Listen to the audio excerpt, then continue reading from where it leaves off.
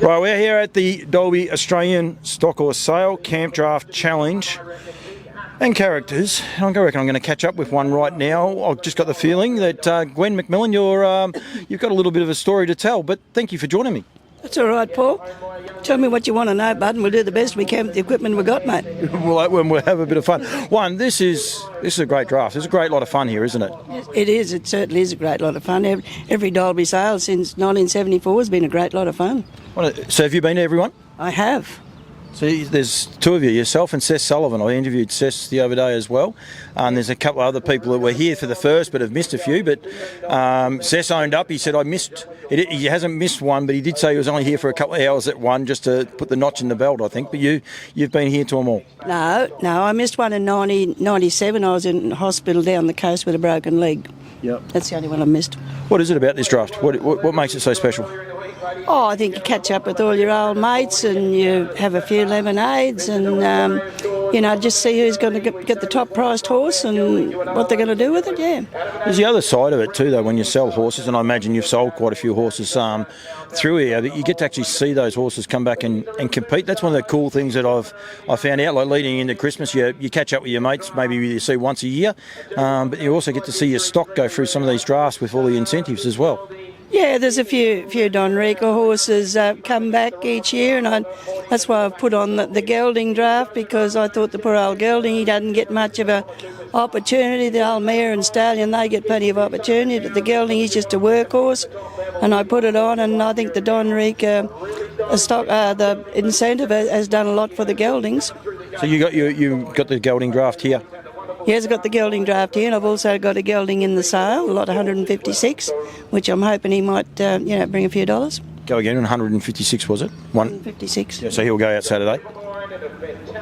What do you mean, go out? He'll go under the hammer on Saturday. Yeah, hopefully he'll get sold on Saturday, yes. I get the impression I step out of line, I'm going to get clipped behind the ear, is that right? Oh, well, there's every chance, but yeah, we'll see how we go. Did you buy that first year? Now, you're going back 50 years, Paul. I don't think, no, we would have sold. So you would have been one of the first? Back at those times, my late husband and myself, we bred horses to train, break in and train and sell. And it's only in the last 20 years that I've bought horses here. What appealed to you then to come here that first year? Like, was it the concept behind it? Like, I think it's changed. It's changed a fair bit, but also not a lot since that first sale. Well, we had a show as well, and it was a good place. Like, the horses that were here were better quality than what you would have got at the Brisbane exhibition. And everybody liked to bring them here and show them off and show what they could do. And we had a real good lineup of horses then. Like, we have the show on Saturday and the sale on Sunday. Sit out in the sun and the mud and all that sort of thing. Somebody said before that it's either wet or hot, but I've been here when it's both. Yes, that's probably true, and there's some chance of a wee bit of rain over the next couple of days, but that doesn't dampen anyone's spirits, and I think everyone's pretty keen coming here. What's some of the major changes that you've seen, over your time? Oh, Paul, there's been there's been a lot of changes. With, like, the horses are no better than what they were sort of 50 years ago, but there's a lot more of them. Yep. People today are sort of breeding them to sell, and which I think is a good thing, but we might just get it oversupplied if we're not careful. Yeah. But then they also bring them here to sell them here so they can go back through that draft, but then people can also partake in the sales and the draft the year after.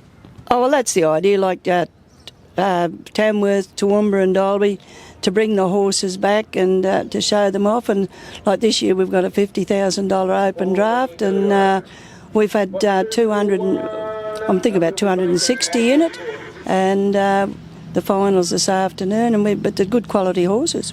Have you got any in any of the drafts this year? The little horse here that we're looking at here, I bought him here last year, and he's in 3 finals this weekend. Gelding, I hope, is one of those. He's a gelding, yes. Yep. Open and novice, or? He's in open age, gelding and novice. Yeah. Well, that's going to be a good thrill. Yeah, so it'll be good. Are you the jockey? No, mate, I couldn't ride a rail on a windy day today. Who looks after him for you? Billy Shepherd will be riding. Well, his name's about that long. We won't worry about him, but we know him as Jeffrey, and he's a really good pony. He sounds like it. He's not going under the hammer. No. He only came out of the sale last year. Yeah. From there. The Stockhorse Society worked together with Ray White. Seems like a very good relationship.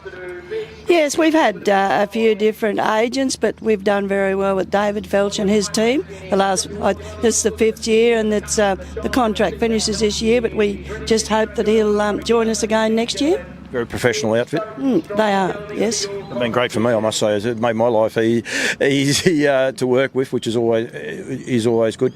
Do you get nervous prior to a sale? No. Doesn't do you any good. No. Just a few of these up. No, I've never ever got nervous about riding or anything like that. No, I just pretty casual.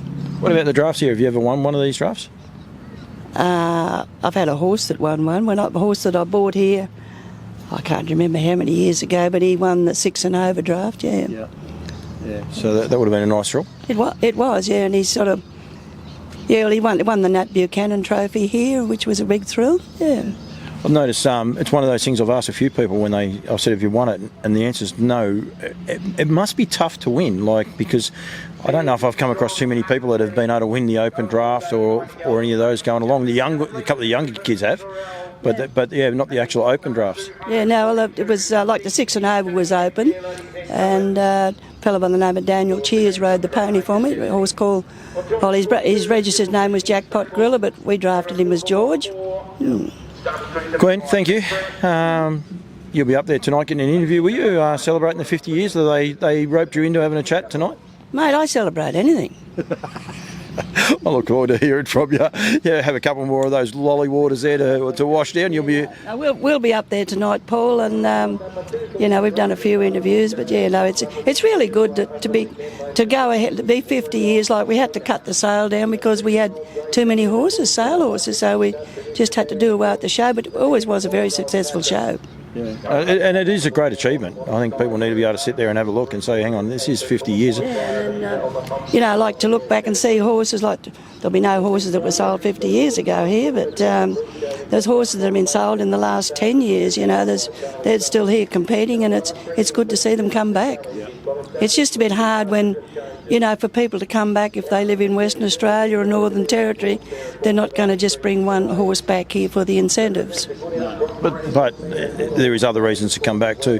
Sometimes it's not all about money and winning, isn't it? It's sometimes about meeting people and enjoying the stories that you've been able to acquire, if you like, over the years. Yeah, no, the social part of it's very good. We have communion with a few of us. We have communion at 6 o'clock in the morning, and then go and carry on through the day. Yeah. You wouldn't be very social, would you? No, not at all. No, you're very quiet. I got that impression. Can I ask the rude question? Yep. How young are you? 78. I'll be 79 in a couple of months. Yep. And you still love the sport? Yeah, I still love the sport. Yeah, I've been coming here for 50 years, only buying in the last 20 years, but we've sold here for over 50 years. Gwen, thank you. All right, Paul. Really enjoyed this chat. I wasn't sure if I was going to get a clip you on the air there at one stage. I'm still half a chance if I don't finish this interview off properly. You're still sitting, Paul. Thank you. Good, Paul. Thanks for you, bud.